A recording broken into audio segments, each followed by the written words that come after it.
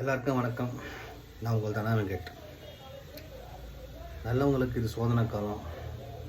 என்ன பண்ணுறது? ஒரு நல்ல மனிதர், ஒரு மனிதர், ஒரு கட்சியை நிர்வாகம் பண்ணக்கூடிய ஒரு தலைவர், அவர் இன்றைக்கி நம்மளை விட்டு இயற்கை எழுதிட்டார். நான் யாரை சொல்கிறேன்னு தெரியுதுங்களா?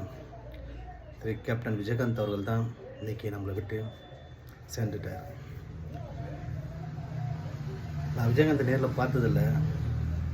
ஆனால் எனக்கு கருத்து தெரிஞ்சு நான் முதல்ல ஒரு நடிகருக்கு ரசிகராக இருந்தேன்னா அது விஜயகாந்த் சார் மட்டும்தான்.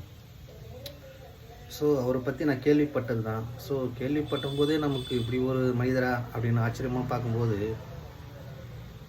என்ன யோசிக்க முடியல. அவர் இன்றைக்கி நம்மளை விட்டு போயிட்டார். நம்போது அந்த நியூஸ் கேட்கும்போது உண்மையாலுமே தூக்கி வாரி போட்டுச்சுங்க.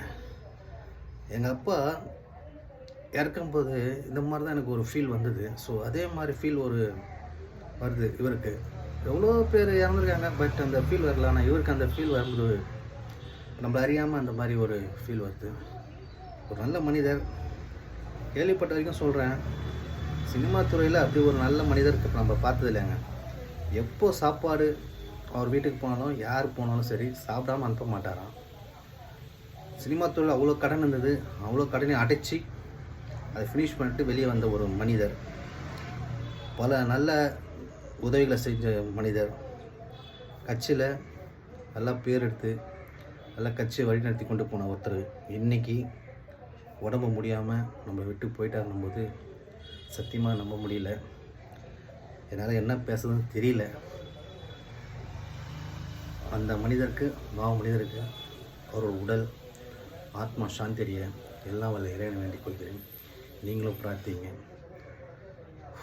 இது சோதனைக்காக